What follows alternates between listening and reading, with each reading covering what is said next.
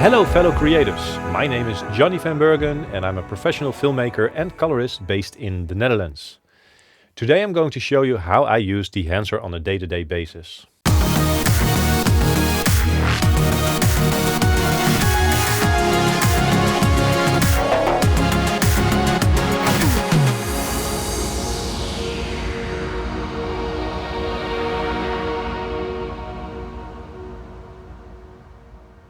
So let's get this part out of the way first. Yes, Dehancer asked me to review their piece of software. Way before they asked me, I already purchased the entire Dehancer software specifically for Resolve. The first thing that I'm going to do is I'm going to show you how to build a basic Nodetree. Without a Nodetree, you're not able to grade anything or do anything within the piece of software that I'm using, which is Resolve. You can use Dehancer on Premiere, and I'm using it at Resolve, so I'm going to solely be speaking about Resolve. And I'm only going to show you the stuff that I actually use Dehancer for and that I actually use within Dehancer itself as well, because it has a lot of options. So I've got some clips pre-selected for you guys, loaded up in the timeline. This is a little piece that I shot in France during one of my holidays at Mont Saint-Michel. Yeah, that's it. Mont Saint-Michel in France, which is awesome. It's completely gorgeous.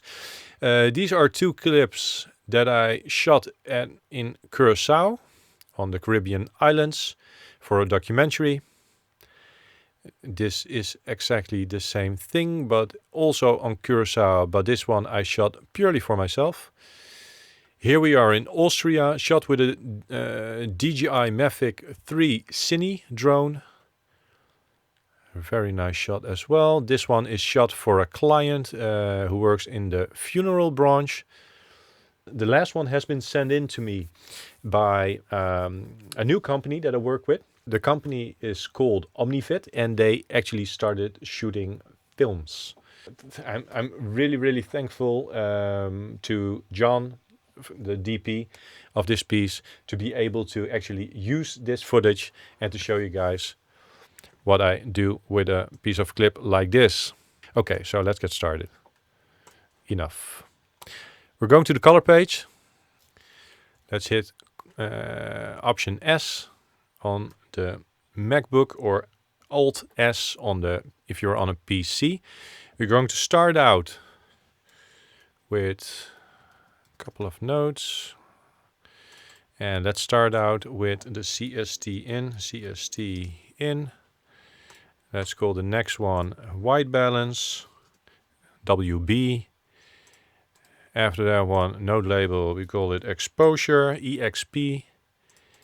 Next one will be called contrast, CTR, or just completely type it, whatever. Then we have saturation. Perfect. Now the fun part is going to start. This piece over here is your primaries. Now we're starting with our secondaries. This is going to be the node with Dehancer in it. So DEH. Now another serial and a parallel. This is purely to make it easier for yourself so that you actually know where stuff is going and where to make the adjustments. Because if you want to know if something is looking like quite nice, or if you want to know if something is looking quite nice, yes or no, you could actually disable the node. And you know exactly what node to disable to see what it will do to the global image, right? and to your grade. If you like it, yes or no. Okay, so this one is going to be called Halation. So the top one, HAL, and the bottom one we will call Bloom, BLOOM. That stands for blooming. Now, click this node first if you just made a parallel node. Then again do Option S, or on the mini panel just hit the serial button and a node label again and we're finishing it off with a node called grain. So why am I actually making a node called grain as well in the node tree? Because it's pretty processor intensive, and I'd like to just push the button, disable it, and have a smoother playback. Now we're going towards the last node, Option S or Alt S, hit it again and pull this node all the way to the end and go to node label again and call this CST dash out or whatever you'd like to call it, because this is going to be the last color space transform. So now we're going to drag the color space transform from our library section Resolve FX color.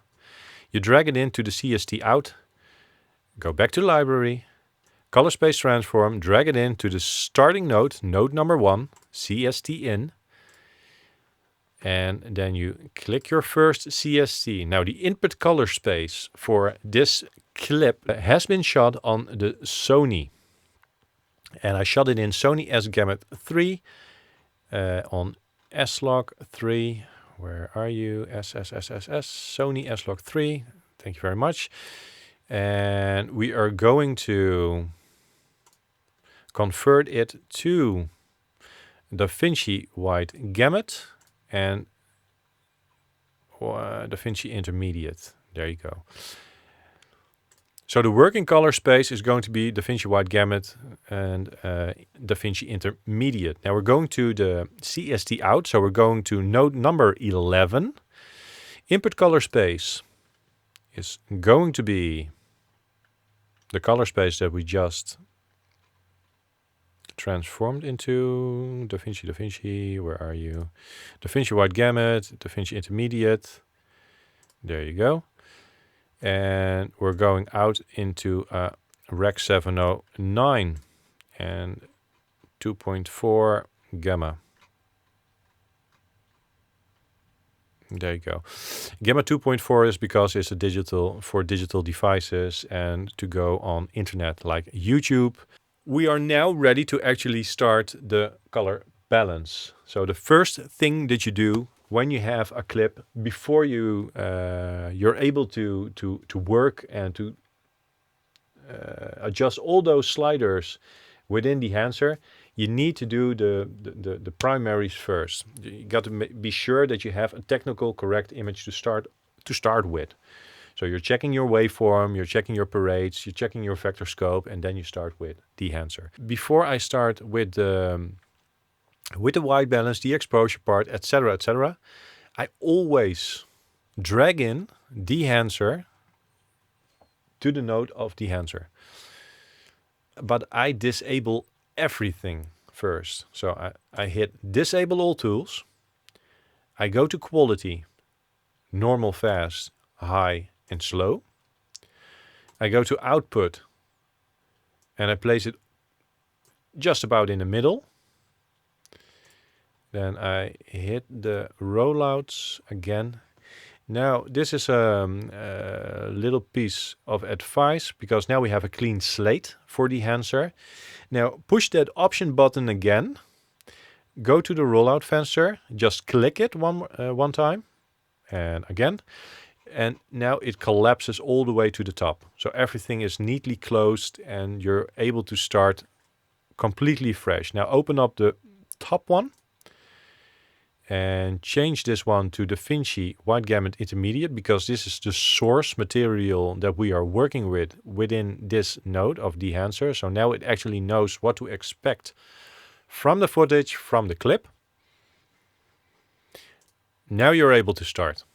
So if you would actually copy this one or actually save it, you have a section in your galleries called stills. Just open up the stills album and grab a still. Now it's going to copy it with, with a screen grab of your clip that your cursor is on, your playhead is on that specific moment. So if you want to make a Nodetree that you're able to copy like every single time and you have it all done and ready, Do it without an actual video clip. Just make a JPEG or whatever in an appropriate resolution, or you build it yourself in Resolve as well, and then make the entire Nodetree, and then just grab it, save it, and you've got it ready to go. So every single clip, every single project that you will be doing from then on, you're able to actually do the project, and you'll just have to copy the grade and place it on the clips. So we now have the start. Let's start out with the white balance and the exposure. So I'm checking on my monitor to see what my waveform is saying, and I actually am okay with the waveform. And the white balance, do I have a specific good reference for the color? Need to see if I have a good part for the skin color, but the skin colors are looking really, really good. I'm checking those on my reference monitor. They're really good. They're yellow. Okay, let's go into the user HDR wheels. I'm going into the global offset. I'm going to push it a little bit more towards yellow.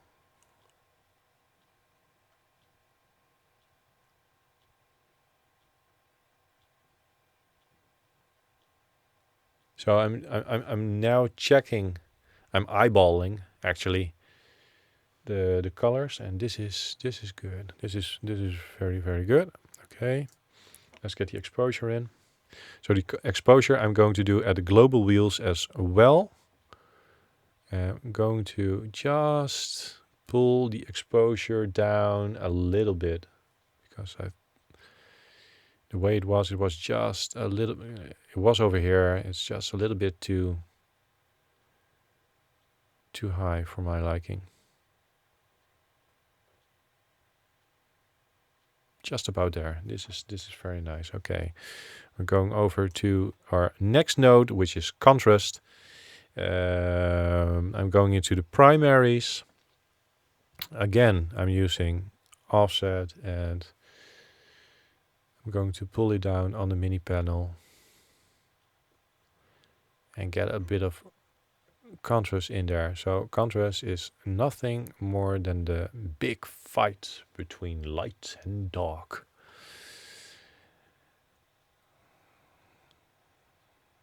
And this is pretty okay. Colors looking correct. I know the color of my backpack. I know the color of the fluorescent jacket that I'm wearing over there. Okay. Going into saturation, going back into the HDR wheels and saturation, and let's see what we're able to do. Let's crank it up like all the way. Look at that. That's some real piece of beep.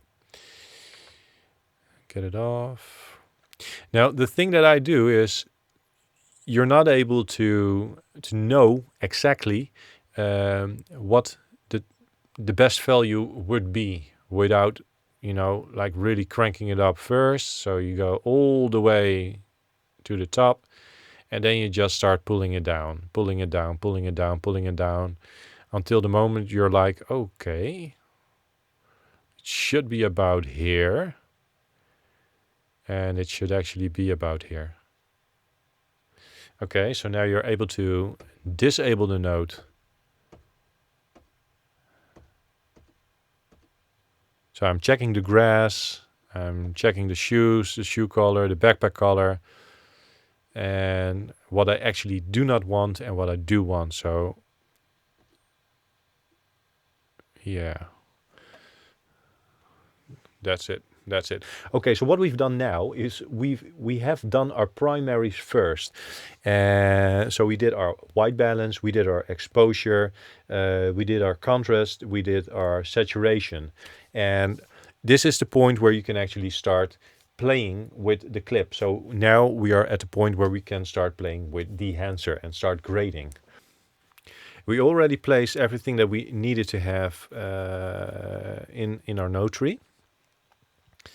The thing that I'd like to do first, I like to close everything down again because it was already open. I go to film and I go to print. What else do I need? I need input just to check it again. Yeah, that's okay. So I'm going to tell a little bit about this first menu. So it has exposure compensation, it has temperature compensation, tint, defringe, and defringe radius. Now, if you're a photographer and you're accustomed to shooting towards the light with your subject between you and the light source, for instance, the sun, then sometimes, and with some lenses, you get these purple lines within the highlights, which is actually called chromatic aberrations, which are lens faults. These are either magenta in color, they're purple in color, they're green in color, which is called chromatic aberration. So with this function, defringing, you're actually able to cut that down if you'd like to. Now, these light faults are characteristics of cinema glass or analog glass, which are they're building your character. So if you like those faults, do keep them in. If you want to lower them a little bit, then start playing with the defringe part. So there's the defringe radius, which will actually tell how far of the line, you know, it's like an outline to pull it back in or just magically remove it. Magically remove it. Okay. Sorry. It's been a long day. And we're just heading towards half an hour mark. And then we have another half an hour just to play with all the stuff that I have to show you guys. So let's get going. Now, for print, like almost every single film in Hollywood is being done with the 2383 codec look. And a lot of you guys probably have already heard about the 2383 lot packs and so on and so on. So in this film emulation, which Dehancer actually is, you have the option and the opportunity to work with a print profile like Codec 2383. Which is a good thing because now, from now on, you won't be needing any more lot packs. You'll just build them yourself, or you will just change all the different settings for the 2383. Okay, let's start over here. Enable it. And immediately, once you enable it, you already see a lot going on. The waveform will completely change. Your parades will completely change. And even your vector scopes will have changes to it. Now then there's the option to enable the analog range limiter. I sometimes do this as well, especially when I need to grade something that's going to be used on a broadcast level. And the thing this does is make sure that your blacks, so the lower part of the waveform, so that the lower part of the waveform is going to be a little bit lifted, and that the highest part of the waveform is a little bit pulled down. So there's no clipping in the highlights and there's no crushing in your blacks. So exposure, I'm going to pull this down just ever so slightly to get back to the point where I was before.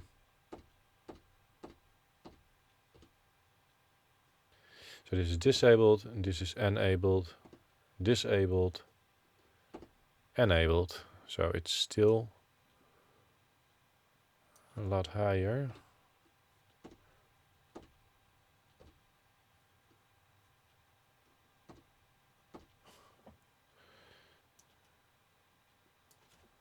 Here.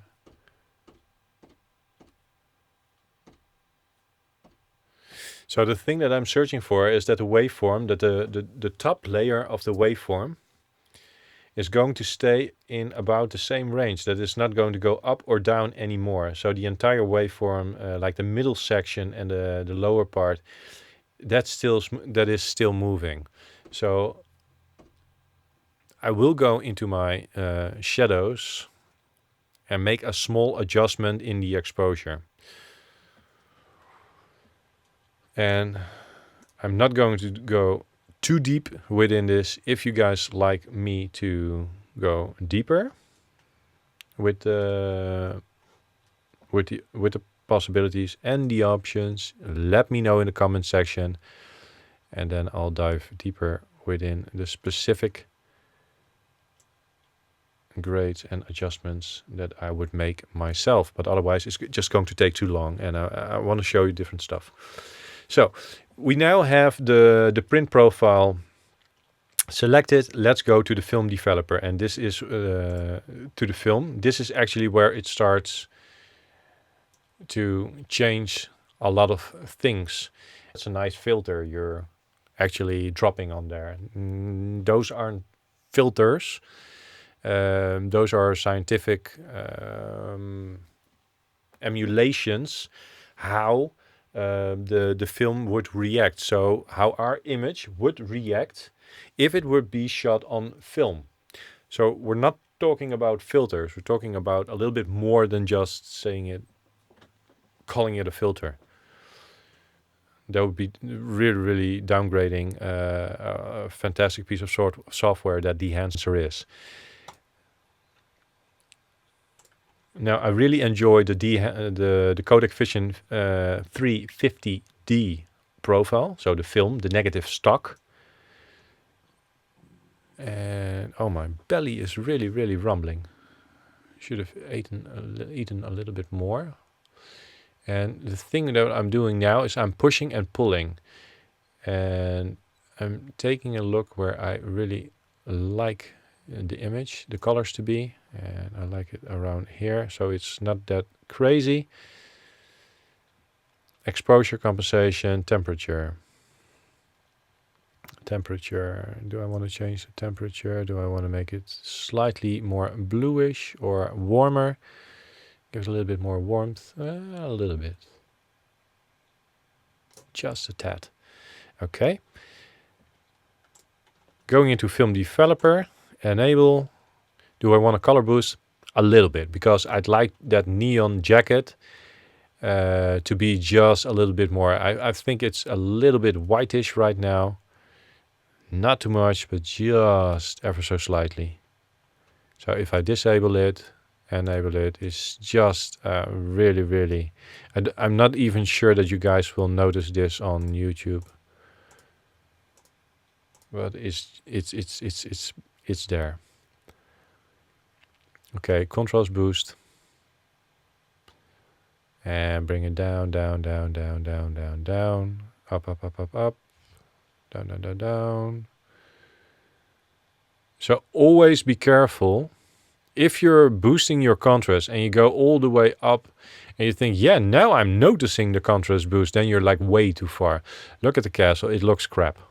If an object is further away in the distance, then it should look further away in the distance. When we walk outside and we see a church or a big building or a castle or anything like way in the distance, it's going to have this bluish haze over between us and the subject and the object. So if you're upping your contrast to that amount of to that percentage, that bluish haze is disappearing, then you're going way too far with the contrast or whatever it is that you're doing to your image. So make sure that those colors are correct, because you will know if an image is correct, yes or no. If it's your brain knows. So when it's off and people are watching your movies, or they're watching your grading work, or they're watching your filmmaking work, and you're upping your contrast way too high, then they'll know. And the brain just says something is off. It doesn't feel right. It's incorrect. So make sure that you notice. When you're going out, step into the world and actually really look around. Like really look around and see what colors are doing.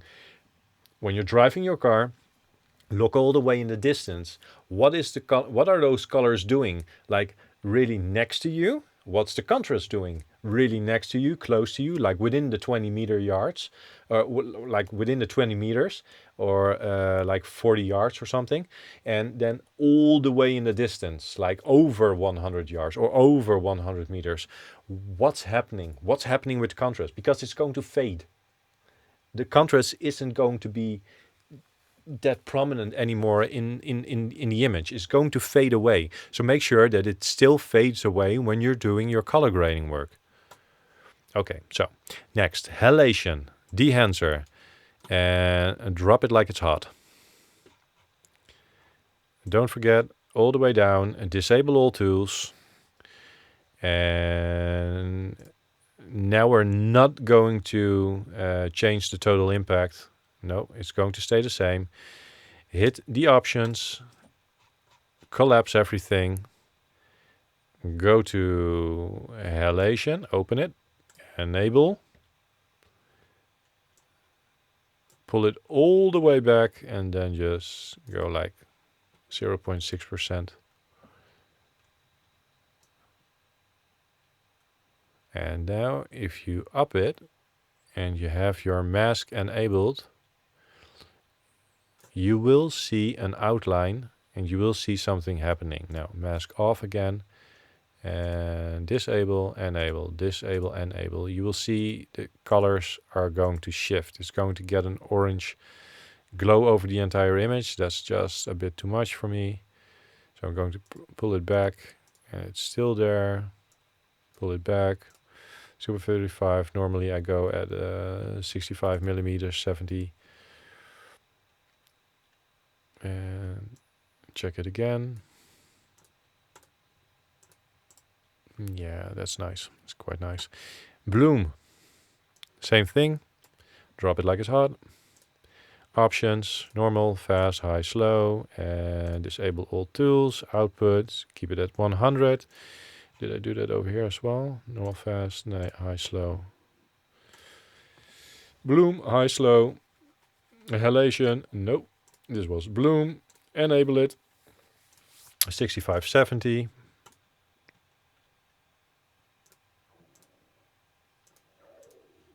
And the thing that you'll be doing now is you're seeing this highlight coming, the blooming effect, which is like it's like light reflecting off white parts in your image or reflective parts in your image, which will cause the blooming effect. Okay, so the bloom is there as well. I'm pulling it down as well because I like it, but I do not like it when people actually notice it too much.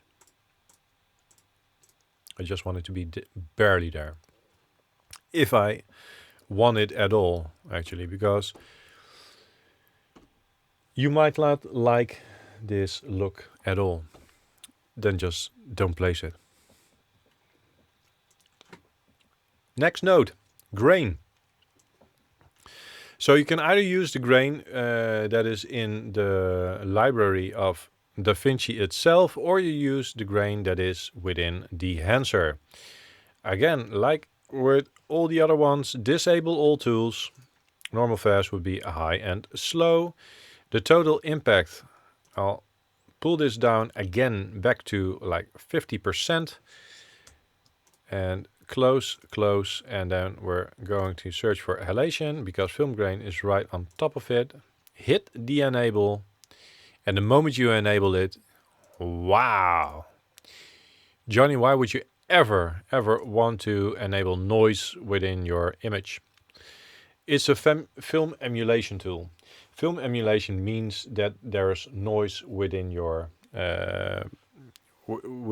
footage, within your stock footage, because it's shot on negative film and film had noise. So it's easy as that.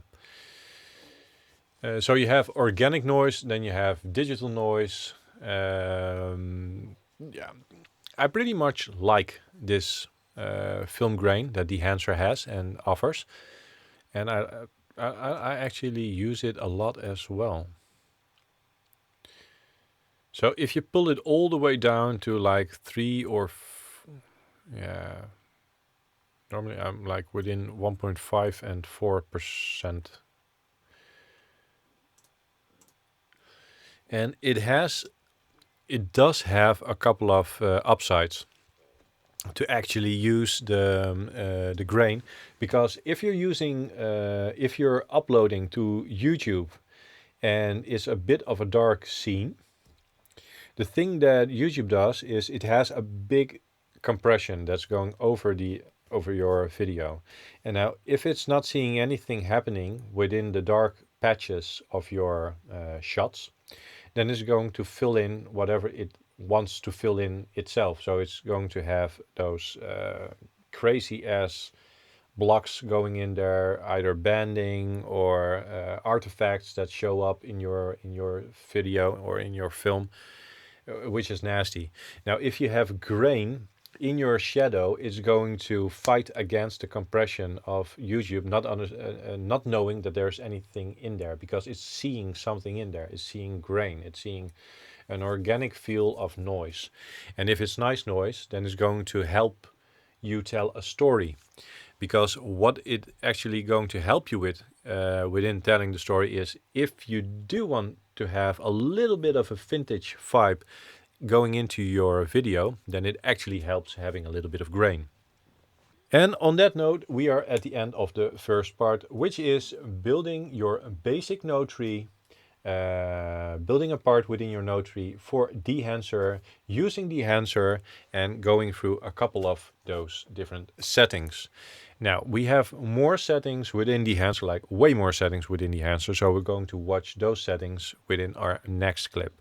So if you want to build your node tree yourself, or you want to understand how to do it for the first part, definitely take part 1 again and follow it along with your own footage. Let's have a look at the next one. So most people nowadays have a DJI drone, and of course it's nice to have a DJI drone and to grade your own footage as well. I shot this clip in Austria on a DJI drone, the Mavic 3 Cine, which means my input color space is going to change to DJI D-Gamut, and my input gamma is going to change to DJI D-Log. Now, the output color space is going to stay the same as in our previous clip. The output gamma is going to stay the same. And because those letter 2s are staying the same, my last node is going to stay the same as well. So what I've done is I've done my exposure, I've done my balance, and you see that in this node tree I combined those two. And here we had them separate, so it's easier for you to understand, okay, what's at what node. The moment that you're comfortable with working with the white balance and your exposure within one node, or you actually know, okay, so I'm doing this over here, we're going to do that over at our next node, then it's perfectly fine to just combine them in one node. But separate them at first. Okay, so the exposure is done, contrast is done, saturation is done, and now we're at the grading part. We have our primaries set. We're going to our secondaries. So I'm going to enable the secondaries, and here you go. Let's do that again without saturation going away. It is a small difference. It just feels differently. It comes alive. Take a look at the highlights. Take a look at the lights.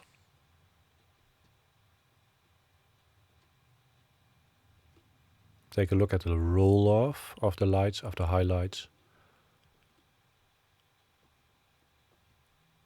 Now there's grain in there as well, so the sky is getting a different vibe. Okay. Now what did I do? So again, film. Codec Vision 350D enabled. Expand. Did not do that. Close it down. Print. Again, codec 2383 print film enabled. I didn't do anything over here. It's just basic setting. A color head. I did make some minor adjustments over here. So the shadows, I pushed them a little bit towards blue tones, midtones, I made them a little bit more bluish, and the highlights, I just gave them a little bit more yellow. Why? Because I want to emphasize the fact that this is in Austria, and in Austria it's cold. Now, cold equals blue, warmth equals yellow, sunlight. So if you start introducing more blue colors, more blue tones into your entire image, into your entire clip, it's going to be perceived by the viewer as it's cold over there. Which is why I wanted to push in a little bit more blue. Now, if I go to the color heads on the top with yellow, blue, magenta, green, cyan, red, and I would push it towards blue even more, you see what happens? Blue is being introduced into the entirety of the frame. And I do want it a little bit in those shadows. Now, if you take a close look at the shadow part,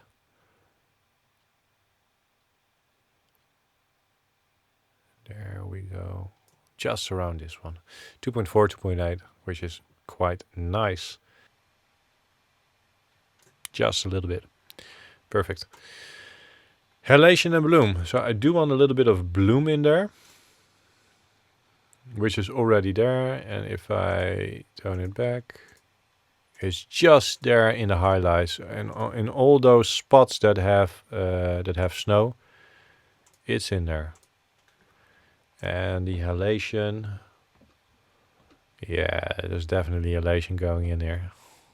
I've shown you how to adjust your basic Nodetree that you've just built to accompany DJI footage that you either shot yourself or that you've downloaded or received from a friend to place in your own video. Now, after this part, we're going to have a look at some footage that I shot at Curacao, which is documentary footage, and how I make it look. Because this is a film emulation tool. It's not about making footage look vintage per se, but you are able to make it look vintage if you'd like to. Now, I don't like to go like way deep into making it vintage. I just want to have a little bit of this, a little bit of extra salt going over there to give it an extra spice. So let's have a look what I have and what I'm able to do. So these two scenes at Curacao, guy sitting there, going over his notes, reading.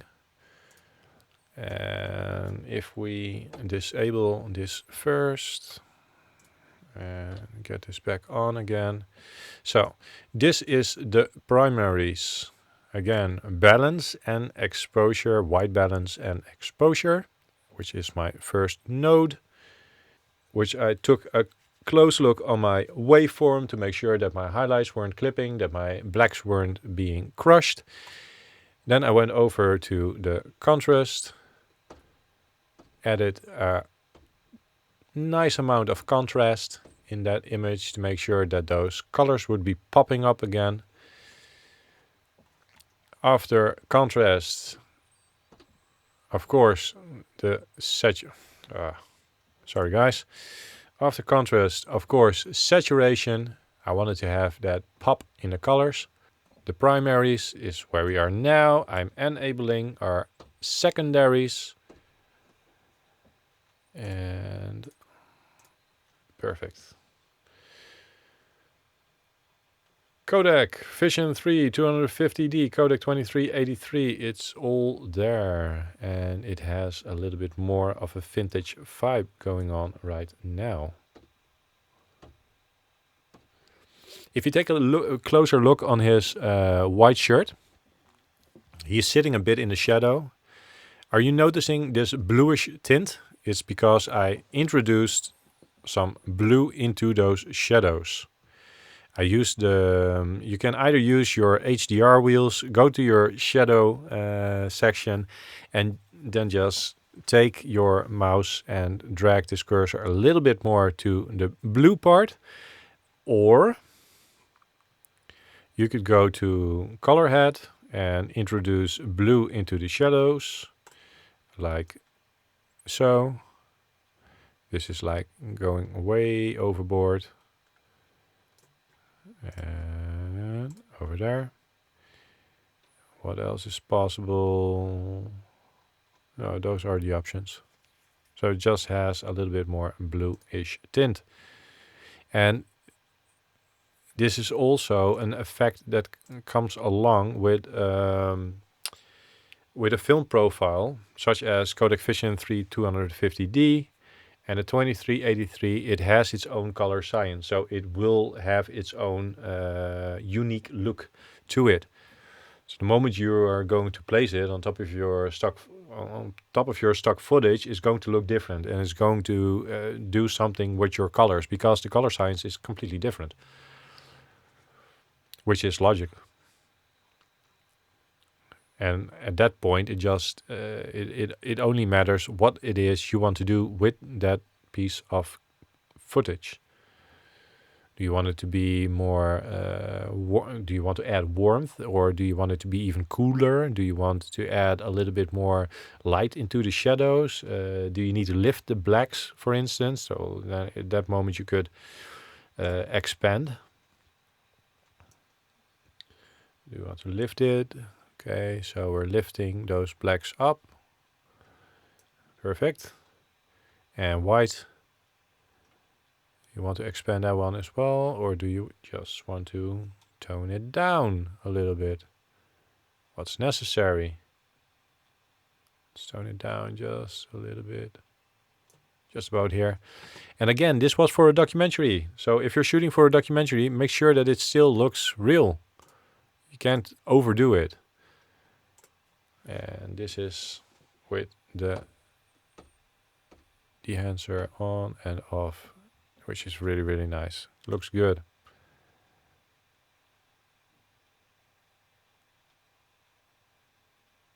Going outside, vibrant colors, beautiful. That's perfect. So I'm taking a look at the hourglass, and the hourglass is punching away. Let's have a look. For this one, you already know the drill. You have your primaries, you have your secondaries, you have your CST node in and out. This has been shot on the FX3 with a 24-70mm lens. For this clip, I have 3 different types of looks already made, and I'm going to change between the great versions that I've made, so that you have a little bit of understanding that there's multiple options. So this is great version number 2, and this is a more extended version, so playing a lot more with light in the color tone in the lights, color tone in the shadowy parts, playing around more with the Dehancer options. And at this time I even chose to step away from the Codec 2383, and I introduced the Fuji Eterna Vivid 500 into the film as a film profile, and as a print I chose the Fujifilm 3513 print film. And I made a couple of adjustments over here as well.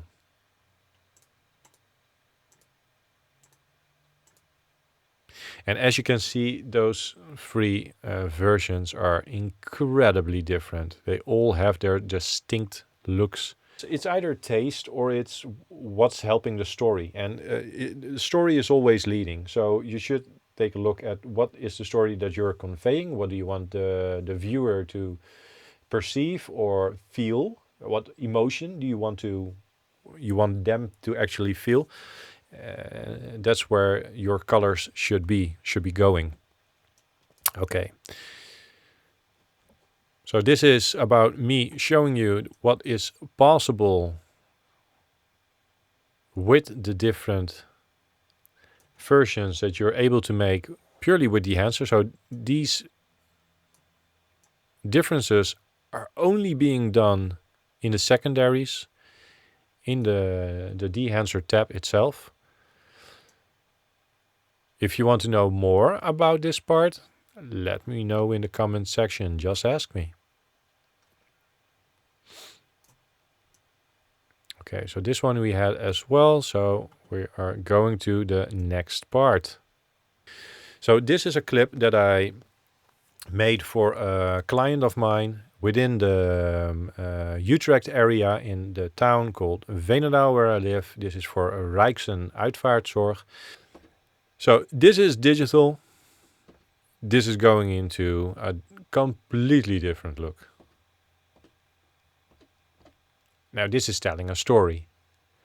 You're able to like it or dislike it, but this is definitely telling a completely different story. So what you're able to do over here, you can tone it down. Of course, you can always tone it down. You could go into the 2383, which is going to give you a completely different look because it's a completely different scientific skill. And if you start looking at it and your eye is starting to get accustomed to it, it looks really, really satisfying. Going into the Fujifilm 3513.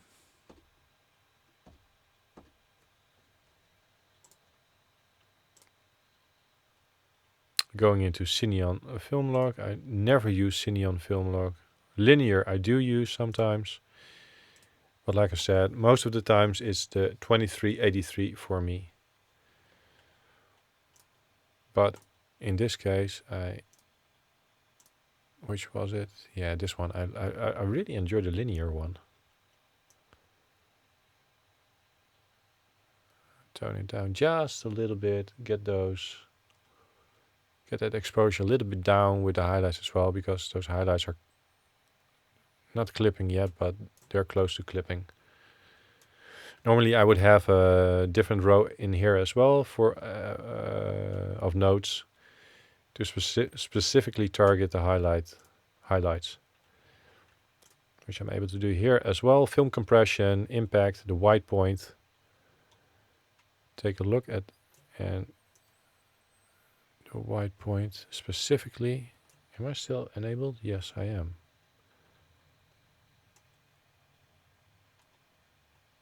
There's not a lot happening. Impact. Pulling it down.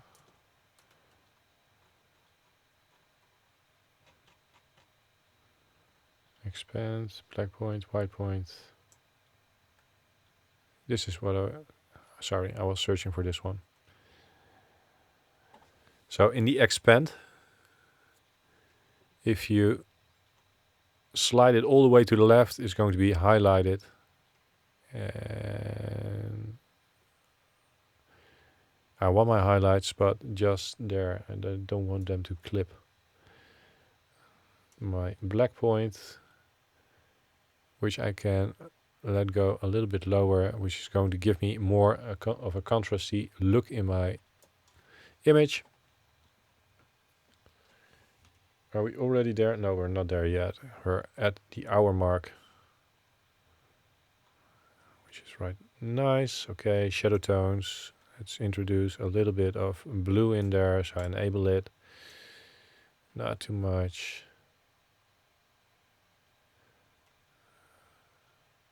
A little bit of blue, midtones, a little bit of warmth. highlights as well, a little bit of warmth. Halation, no, film grains already there, film damage. High, slow, this is quite nice. Okay, so, and again, we're going from a digital look into a very, very nice,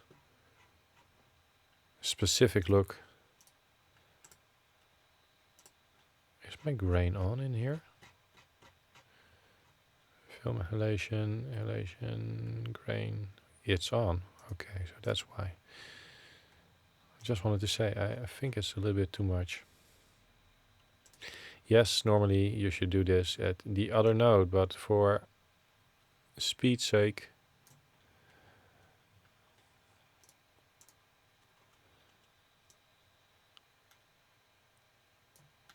and the purposes of showing it to you, I've had it on the same node.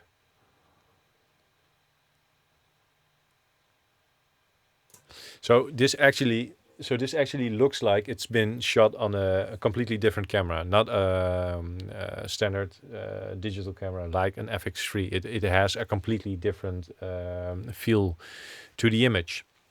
Oh man, it's already an hour. I need to edit this. I need to keep it under an hour. So probably I'm going to edit something out, or you guys are in luck. Okay, perfect. So that's that. And then this last section, which is a really, really nice shot. And I do need to mention these guys first before I continue with explaining what I did over here. Because if I'm not telling this, then it's not a nice thing for me to do. So I actually had the permission to use this shot in here as well. It's been granted to me by the company Omnivid, director of photography John Tyson, the gaffer Rens Rijkaard, the director Bart Huisman. And this is actually a movie that's being made right now. They're already in the edit phase, so I'm waiting for the edit lock for me to start the color grading. This will be the first movie that I'm going to color grade, so this is a really nice one. It's going to premiere in December. And it will be shown on YouTube. So they're going to upload it to YouTube. So definitely keep a close eye on this one. I will be doing a mention and linking, etc., etc., etc., on my channels, because I'm really, really proud of being a part of this beautiful film project. And the guys that are actually making this is their second movie. They're just graduated from film school. Their last project was making a film for the graduating part, and after the graduating part, they immediately started again doing their first film project solely for themselves, and with all the character actors and people that were helping and making sure that this project was going along. So they wanted to have a Peaky Blinders vibe.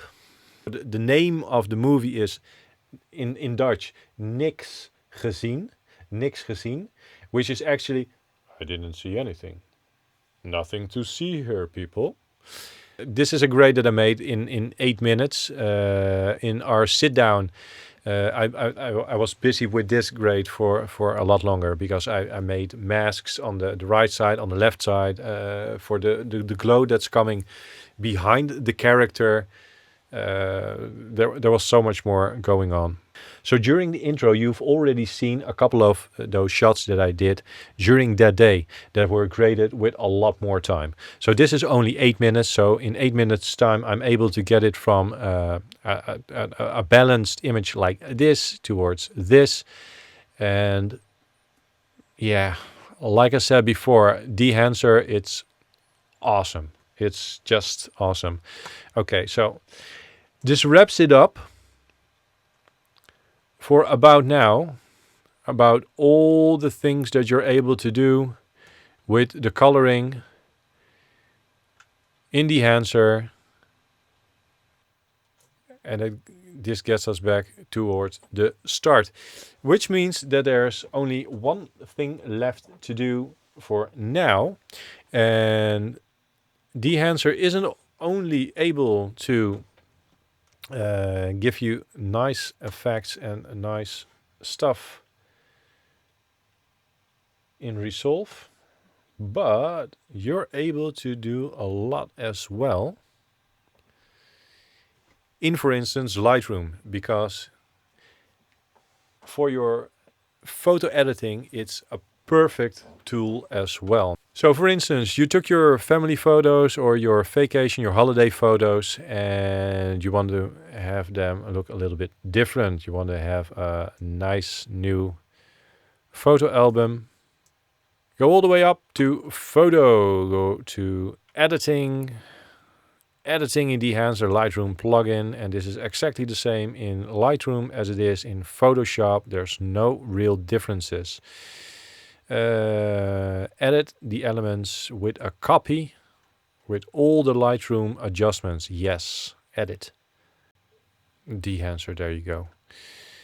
And so now we're in the Dehancer section for the photo editing. If we go all the way up, we have the original. If I take my last edit that I made in Dehancer, it would be this one. Now, there are a lot of different presets made by the Dehancer team itself that mimics the scientific behavior of the negative film stock if you would have shot it on film, on actual film. So I'm going to go to my last edit. I'm going to the right section, which is the input. Okay, so without, with. So the stuff that we have to our options is exposure. It's temperature compensation. So we could either go more warm or you could go a little bit more bluish. Definitely not going into the bluish direction. And I liked it already at 0 because I already did that part in Lightroom itself. Color profile. So the total impact, I usually take this down a couple of notches because I don't like it to be at full speed. So this would be at 100.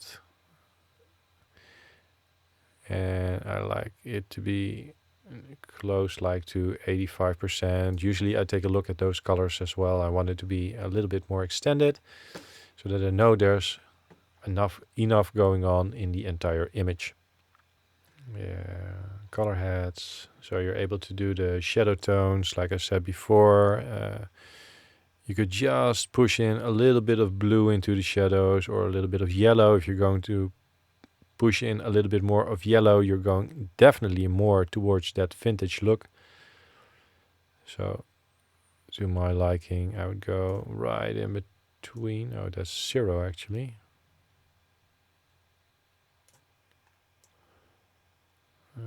Just a little there.